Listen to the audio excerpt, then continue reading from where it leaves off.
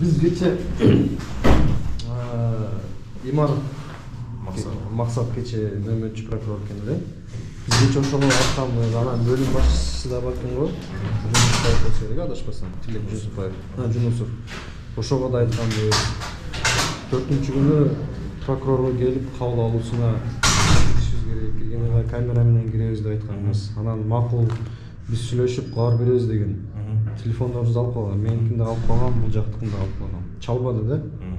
Ошону тактап берсеңиз. Туруңуз, Себептен эгерде камера менен кабыл албаса, биз анда Бишкекке сапарыбызды улай берели.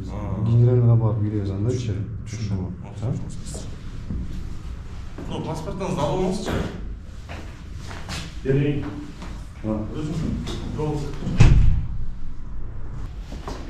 Обращение генералден келди атпайбы? Администрацияга жаздык деп атпайбы бул жигит? Ошол арыз боюнча да турабы? Ооба. Негизи ошол фамилияңыз сизин ким? Пратов Нурбек. Пратов Нурбек, Азыр мен тактап жайынчы ошону. Пока тигилер Ооба. жооп беречи. Просто мындай кыскача маалымат берип кетейин. Ноябрда келгенибизде кабыл албай калгансам да, бул жактагыларчы. Эмнеде? Ишиңер азыркы учурда апелляциялык инстанцияда каралып атат. Ошол жактан каралып бүтсөнөн келгениңер туура болот деген ой билдирсең да, апелляциядан каралып бүттү. Өкүм чыкты, күчүндө калды биринчи инстанциянын. Силердин апелляциялык сунушуңар чекке кагылды. Андан кийин бул жак аппарат президентке жазган. Аппарат президенттен кийин анан башкы прокуратурага, анан ички иштер министрлигине жөнөтүлгөн жерине карап бергиле, өз кабыл алууңарга алып жооп бергиле деген каттары бар. Ошону айтып атпаймынбы? Тиги башкы прокуратурадан бизге кат жолдогон да, ошону биз өзүбүздүн жанагы канцеляриядан тактап алайын деп. Эгерде неме керек болсо, мына бар жолдомолорчу. Ал жерде жазып атат.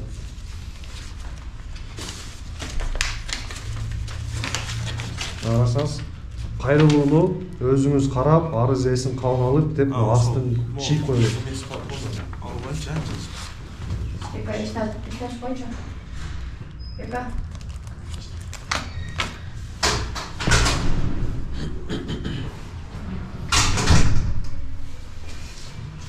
Бул боюнча бул боюнча шаблонный ответ берсе керек. 8 январь 2024 жылга чейин башкы прокуратурага кылынган иш боюнча маалымат бериле деп жазып атпайбы? Өкүм 18 январда чыгып атат.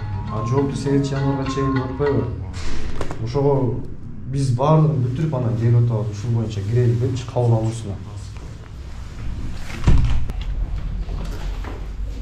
Азыр тиги жана айтылгандай эле прокурорубуз тиги мэрияда чогулушта, анан мындай уруксатты төлөп өзүнөн эле сурай алабыз да. Анан ошого мүмкүн болбой атат. Ушунча бүктүм Кагаз берсеңиз, биздин кагаз. Жок, биз эртең келебиз. Кабыл алуу күнү эртең эле 5-ге. эртең. Ошого алдын ала кечеде биздин номерди алып калган. Бөлүм башчы дагы, нөмөрчү прокурор дагы чалган жок бизгечи. Азамат мырза, түшүндүм. Бирок тиги айтып атпаймынбы, прокурордун өзүнөн сурамакмын менчи. Ушундай келиптир депчи. Бирок мүмкүн болбой атат байланышкан. Себеби Ал бүгүн келет да. Бүгүн келет. Биз эртең да келебиз. Могу кагазды көрсөтөбүз. Генеральный прокуратурадан келип атат, кабыл алып, өзүнүн кабыл алуусуна алып, ушул боюнча карап бергиле деп жазган да. Анан өткөндө ошо дагы биз кайталап кетели, апелляцияда болгон үчүн бул иш боюнча апелляционный инстанциянын соттук актысы чыккандан келгендер туура болот деп айткансыңар да, ошого биз эртең келебиз, кабыл алгыла. Эгер албасаңар, анда башкы прокуратурага барышыбыз керек. Жеткизип койгула суранычы. Эртең келиңиздер. Эртең келебиз. Кабыл алуу тууралуу билет. Ооба, рахмат.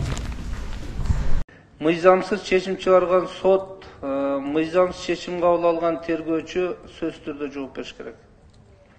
Акталган адамдар, укугу кордолгон адамдар арыз менен кайрылса сөзсүз карашыбыз керек. Буну мен эл өкүлү катарында айтып жүргөнүм билесиз, азыр баш прокурор катарында айтам. Биз жазага тартканда ал заказды аткарбай калат. Заказды аткарбай калат, мыйзам чегинде иштейт. Мыйзамды тутат. Бул маселе боюнча мен позициямды өзгөрткөнүм жок. Мына азыр дагы ошондой талаптарды коебуз, Кудай буйрса.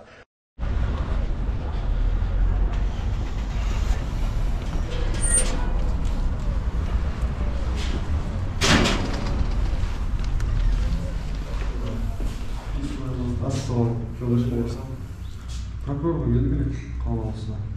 Так, эмне боюнча келдиңиз? 2 күн мурун дайындап кетип атканбыз. Нөмөрчү прокурорго. Жок, нөмөрчү прокурор жок да Биз ошо күндөн вторник, среда күнкү нөмөрчү прокурорго айтып, телефон номерлерибизди калтыртып, биз келебиз, мына маселе боюнча деп 2 күндөн бери. Пратов Нурбектин иши боюнча. Так, Пратов Нурбек сизби? Жок, бул жак. Мен анын өкүлү ишеним кат боюнча. Ким Пратов Нурбек? Мен. Бул жак. Сизби?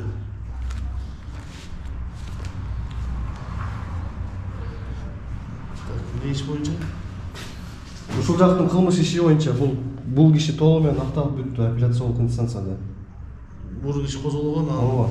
сот тарабынан акталган. Ооба, 2 инстанцияда тең актады. Ошол боюнча прокурордун өзүнүн кабыл алуусуна келип атабыз. Бүгүн 3-күн келишибиз. 2 күн айтканбыз дайындап. Сөз туруздар азыр. Чалып айтайын. Сиз Пратов Нурбексиз, э? Ооба. Бул жакта бир тартып кабыл алып.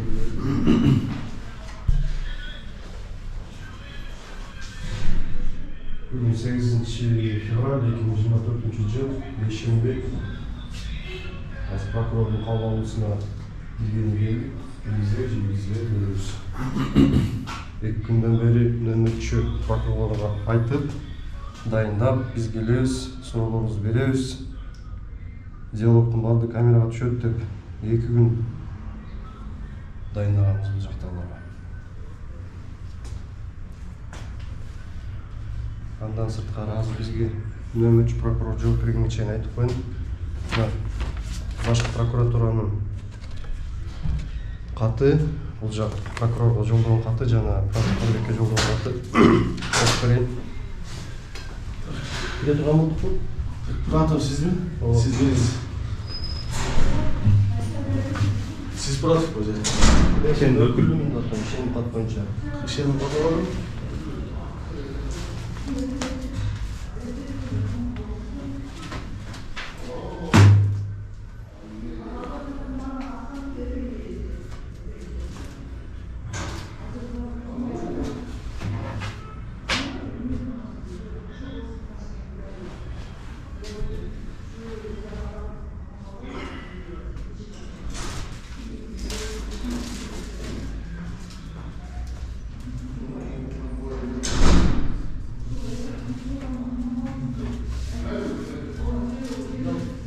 Ишеним катын өзүм.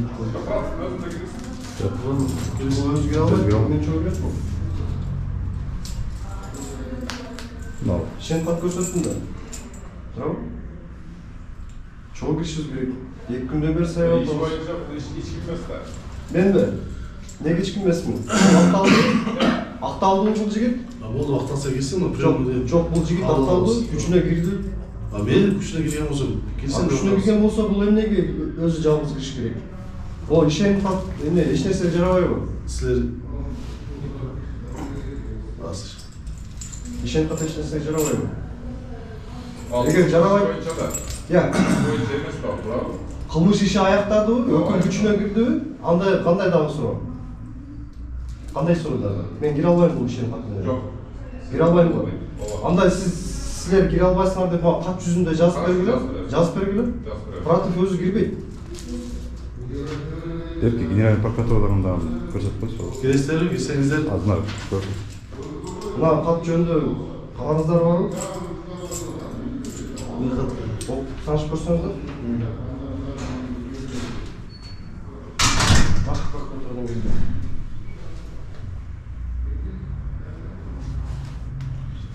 Арызыңыз каралаптыр бизде, Бизде каралаптыр. Арызыңыз каралаптыр. Азыр Бул жерде мындай да. Ким каралган болсо, Атыңыз ким? Тажинов Робин Закирович. Мындай да, жолдошмайыр. Бул жерде 8 январь 2024 жылга чейин кеңири маалымат бериңиздерди сурайм деп жазып атат да. Ким аткарган болсо, азыр Эмне караңыз? Бул жакта өкүм мыйзамдын күчүнө 18 январь кирип атат. А сизде 8 январга чейин апелляциялык инстанцияда иш маңызы боюнча каралып жаткандыктан азыр эч нерсе кыла албайсыз деп мындай даяр шаблондуу дежурный ответ бергенсиздер деп ойлойм да. Ошондуктан биз баардыгын бүтүрүп анан келгени туура көрдүк. Өткөндө дагы 2023 жыл 2 ноябрь 3 ноябрда келгенибизде ушул жерден чайкка могу эшиктен өткөн эмеспиз, эч ким өткөрбөй койгон. Прокурор Эркүдө экен эле кызмат берүүнү. Анын 2 орун басары жумушта болсо дагы жок дедит койгон. Ал боюнча да интернет булагына чыккан. Биз эми келип атабыз, өкүмдүн күчүнө кирип атабыз. Ошого мына Пратов Нурбек Абдужалилович өзүнүн жарандык укугун пайдаланып, мага өзүнүн укугун, өзүнүн кызыкчылыктарын сиздерге окшогон органдардын астында өкүлчүлүк кылсын деп мага мына ишеним катты берди. Эгерде мына ишеним каттын күчү жок, сен кире албайсың десеңиздер, анда мага мына кат жүзүндө кирбейсиң деп мага жазып бериңиздер ошо кагаздарды. Мен ошо кагаздарды менен барып Курманкул Зулушка барып айтайын, ушу сиздин кызматкерлериңиз ушундай деп атат деп. Ишеним катты тааныбай жатат деп. Бул башка чет өлкөдөн жазып берген жок. Бул өзүбүздүн эле Кыргызстандын нотариустары жазып берген ишеним кат. Өзүңүз тааныштыңыз. Могу кат боюнча айта кетсем, Пратов сизби?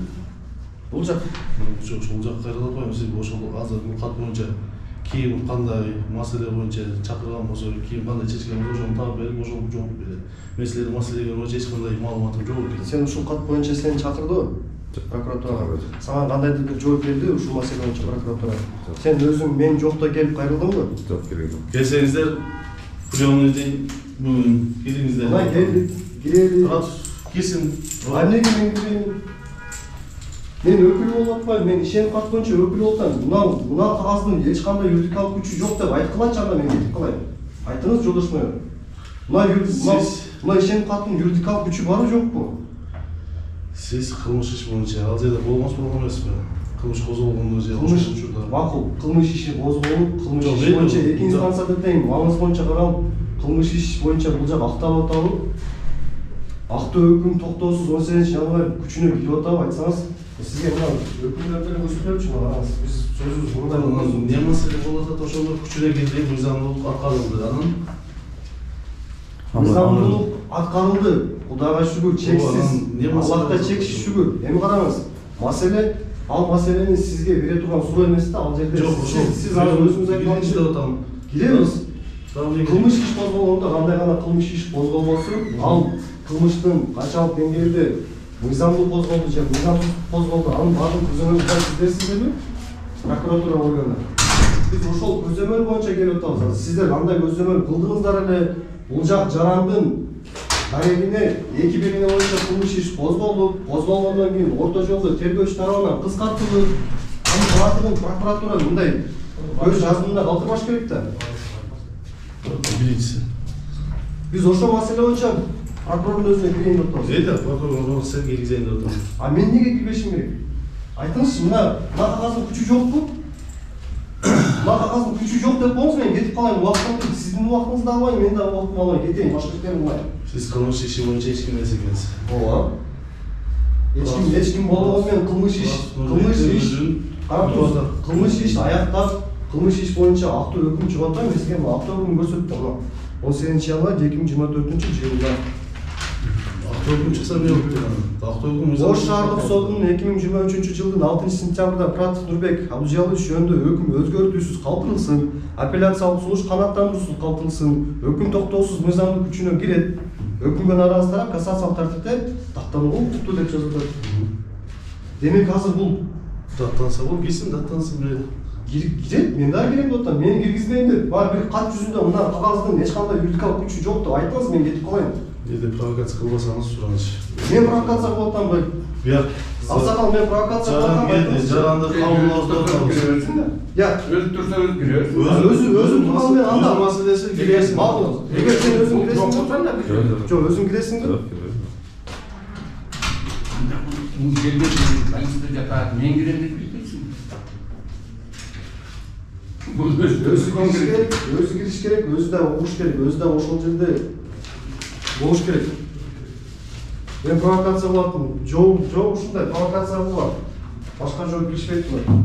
Мына бир эмес, 2 өкүм. Ош шаардык сотунун өкүмү, Ош облустук сотунун өкүмү. Өкүм күчүнө токтоосуз кирген 18 январь 2024 жыл. Биз 2 ноябрь, 3 ноябрь келгенибизде дагы азыр сиздердин ишиңиздер апелляциялык инстанцияда каралып жаткандыктан биз силерге эч кандай комментарий бере албайбыз деп киргизбей койгон могул жактан нөмөрчү прокурор. Киргизесиздерби, киргизбейсиздерби, жолдошмайбы? Бизди киргизесиздерби? Эгерде биз Нурбекти күтүп атышат. Кирсеңиздер, кириңиздер болсо аксакал киши күтүп атат. Очередь мазал адамдар көбөйүп киресиңиздер. Киресиңиздерби? Кирсеңиздер мына приёмный мен кирип кирип чыгам 5 минут. Мен ооба түшүндүм аксакал. Бул жакта биринчи келип ошон үчүн айтып атам. Бул жак кирсеңиздер, кириңиздер, кирбесеңиздер мейли. Брат Нурбек күтүп атышат деп кайра айтып атам. Болсо сен кирбейм десеңиздер аксакал. биз кирбейбиз деген жок, биз киребиз деп атам. Мен эмне үчүн мени киргизбейсиз? Кылмыш иш аяктады. Кылмыш иш аяктады. Актоо өкүмү чыкты, күчүнө кирди. Эмне үчүн мени киргизбей атасыз? Жок, эмне үчүн мени киргизбей атасыз? Мен бунун өкүмү болсам. Кайсы мыйзам? Киремби? Брат Нурбекти Кайсы мыйзамга бай? кире турган болсо кирсин. Мен да кирем. Мен да Бираздан сиз киресиз. Бираздан кийин? Аксакал сиз киришиңиз, анда биз сизден кийин киребиз. Sen 5 minutта чыгам. Берем мен. Айтып койдум.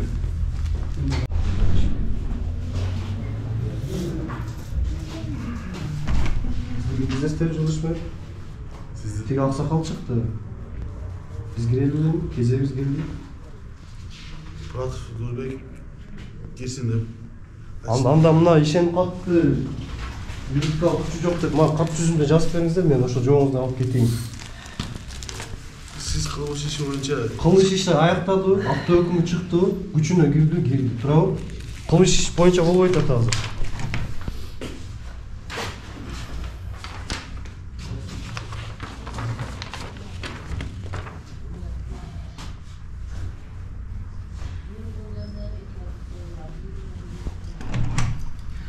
Мына алыңыздардагы юридикалык күчү жок, сен кирбейсиң деп кат жүзүндө жазып бериңиздер. кылмыш иши боюнча мына чогуу кирси деген жерди алып бериңизчи.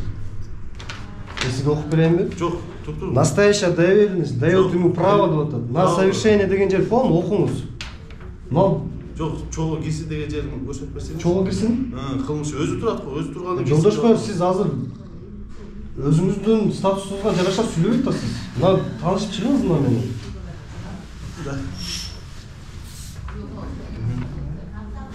Кат жүзүнө жазып бергиле.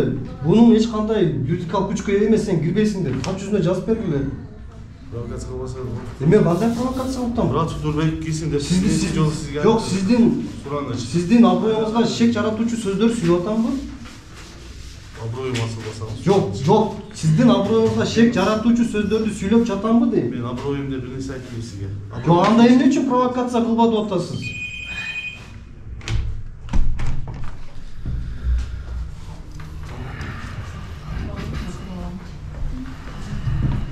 Мындайча айткандачы, ишенип калып бар, көрсөттү, өзүн тааныштырды. Эч кандай токтолон алган жокмун. Бүгүн 3-чү күн келишибиз, 4-чү күн приемный день экен прокурорго.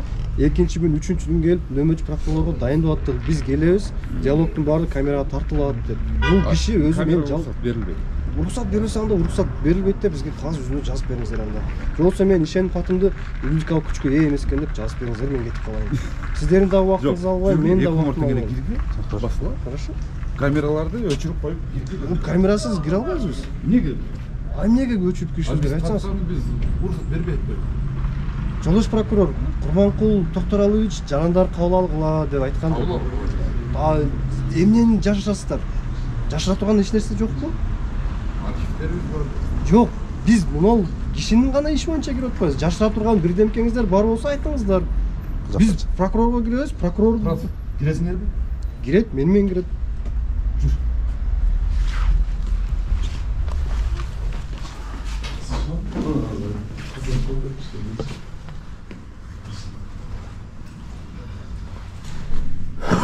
Жүз бар ма? Жок. Мен жолу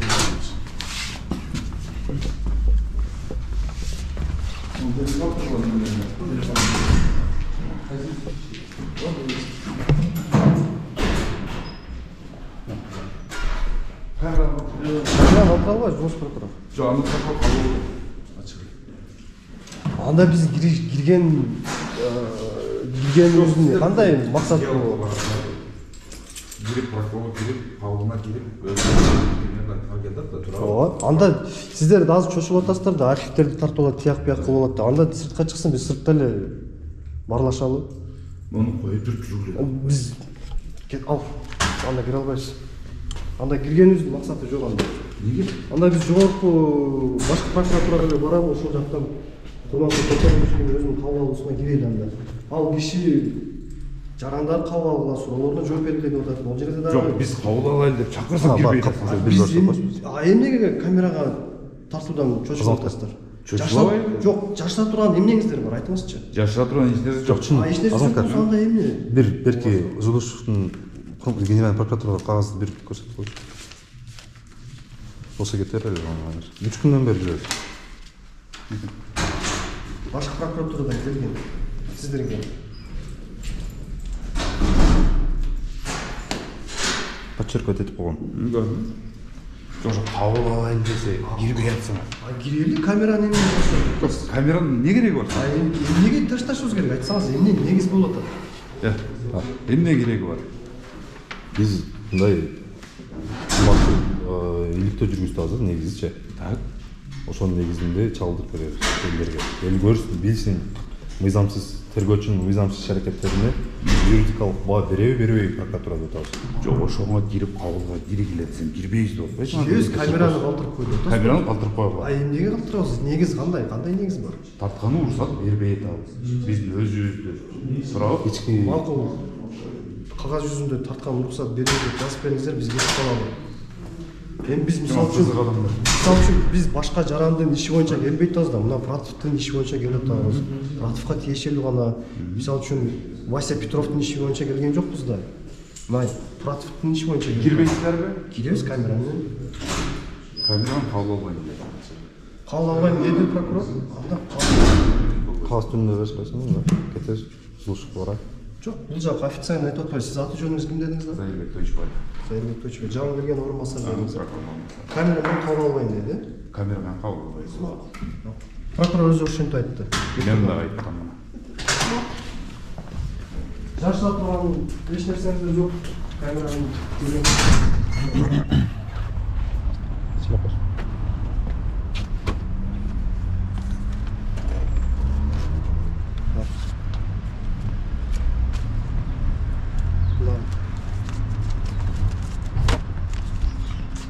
Жана айткан мүмкүнчүлүк болбой калды. Бул кат башкы прокуратурадан келип атат. Малик Бектургановго мына караңыздар. Ош шаарынын прокурору Бектургановго деп 20 декабрь 2023 жыл келип атат. Бул жерде мындай жазып атат. Сизге Ош шаарынын тургуну Пратовдун мыйзамсыз козголгон кылмыш иши боюнча ал камакка мыйзамсыз алынган ишти көзөмөлгө алууну суранган кайрылуусу жеринен кароо үчүн жиберилет.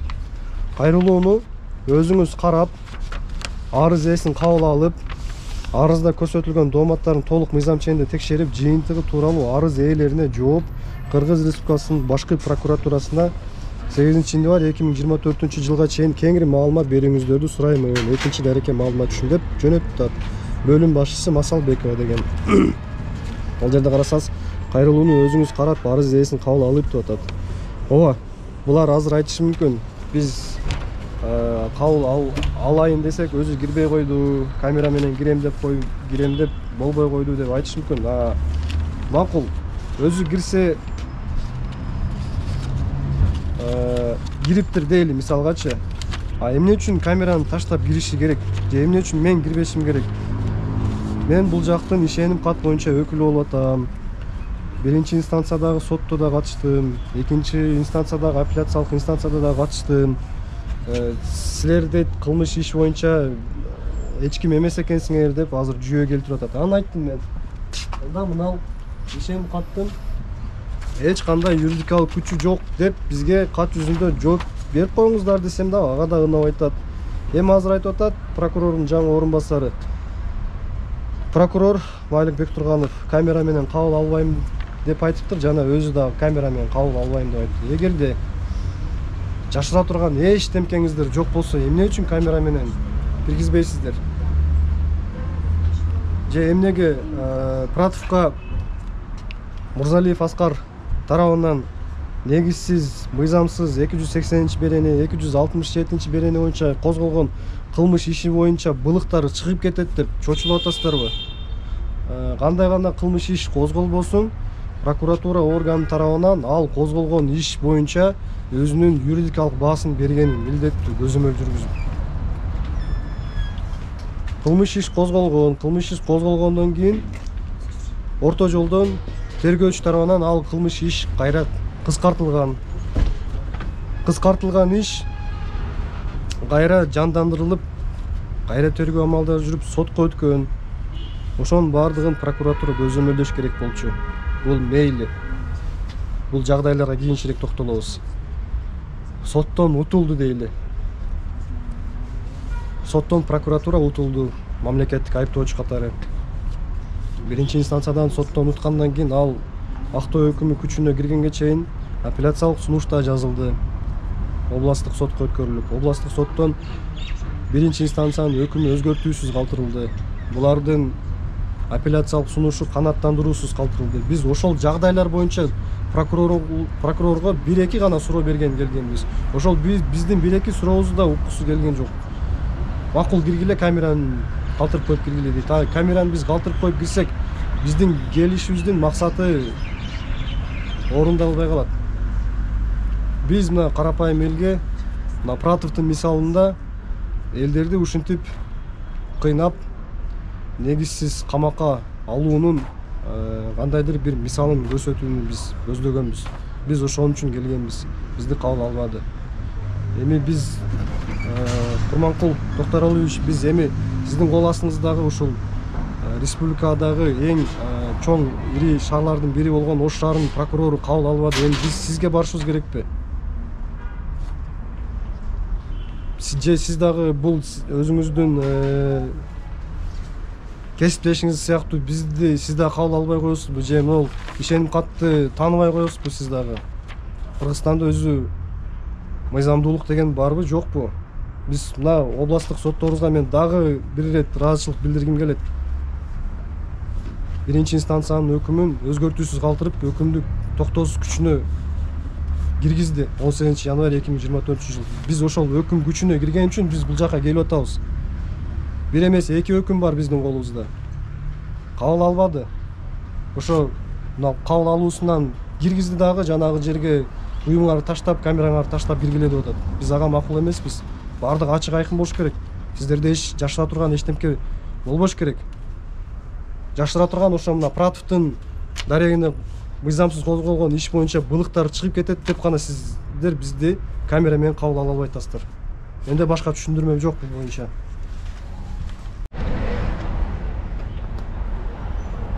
Саламатсыздарбы дагы бир рет.